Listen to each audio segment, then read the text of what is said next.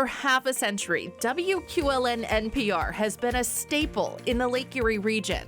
The story was that when QLN Radio signed on, January 7, 1973, there was the OIC, the Opportunities Industrialization Center, downtown, but there was also Edinburgh State College, as it was then called, and there was Mercyhurst College, as it was then called, and of course the main station here.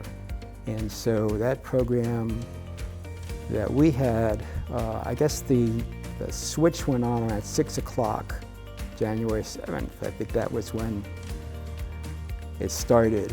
From that moment on, we've maintained a passionate commitment to educating, entertaining, and inspiring people in our community. What does WQLN mean to me? Well, I remember back in the 1980s when I was here, there was an advertising slogan, I guess you would call it, that we had at the time, and we kind of branded ourselves as the intelligent alternative. And I still view WQLN as the intelligent alternative, and that's what it means to me. We took some heat for that. Some people thought it was a little elitist, and I suppose it was in some ways, but what I really liked about that was the alternative part of it. WQLN, along with other institutions in this community, is for me a necessity. So I love the station. I loved it back when I was younger, when I hadn't been involved in the WQLN, and that's the reason I got involved with QLN back in 1982. WQLN for me represents the rise of the everyday voices.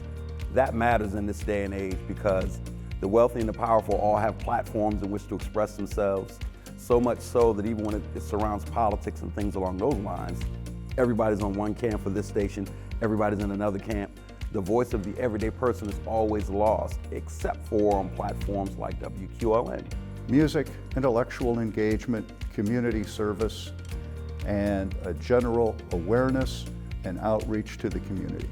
From the very beginning, our secret to success was a team of dedicated, engaged, and talented individuals, all working toward a shared mission.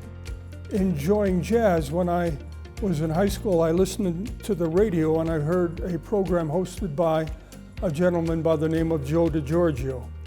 And I listened to that radio program from high school through my time of graduating from college at Gannon. He was my hero, having listened to him on radio for so many years. I grew up with these people. I grew up with their voices. I grew up with their visits occasionally, Al and Rob and Gary and Aubrey. And every time I come into a room with these gentlemen, it's still just such a sense of awe and wonder. I consider it a privilege and an honor. I feel very, very passionately about the music that I play. I enjoy the fact that I was able to do a jazz program and present music the way that I think music should sound like and how it should be played, and WQLN gave me the opportunity to share my music with the world. It was the opportunity of my life. I'm going to say always wanted to be in radio. It started when I was probably 10 or 11 years old. I built a radio station in my bedroom. I wanted for the longest time to be a radio guy.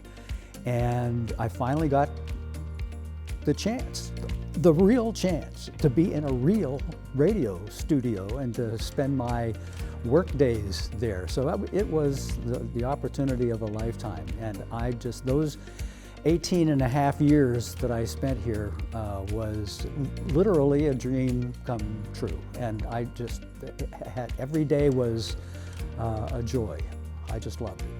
There were many bumps along the way, but we'll call those learning opportunities. I started at the station in 1993, the fall of 1993, having had zero experience in anything like this, radio, anything. Tom McLaren showed me how to do it, said good luck. I have been doing it ever since because it is a whole lot of fun. So Paul Brown said, you have Friday night, and I said, when will I start? because I figured they'd train me for a month or 2 months. He said, you start on Friday night. And I said, that can't be. I have no idea what to do. He said, come into the broadcast studio, the radio broadcast facility here at QLN, which I did. I went into the room and it looked like the controls to a jet airplane. Things have changed so much over the years. When I started, we were still using tapes and carts and things that you just sort of plugged in. Now it's all computerized, and so I had to learn how to do that. That was a big change for me because I was still used to spinning LPs and having 15-inch reels of tape, and coming back to digital files was a little bit of a transition, but it was keeping up with time, so it was fun. This is just the beginning. It's exciting to see where we go from here. I think the future looks bright for WQLN. Over the years, we've been able now to reach a much greater audience that we never thought we could by virtue of streaming. We can reach people all over the world that wasn't possible before, and that's exciting, I think, for the station and for myself and everybody else who works here, including all the volunteers. The future of the Q is very, very bright because I think that the need is actually heightened in this day and time. And there's absolutely no doubt that is because of the people. There's something about everyone who works here or volunteers here is so committed to the mission and to being there for other people. There's a great deal of support, collegiality, warmth. It really feels like home.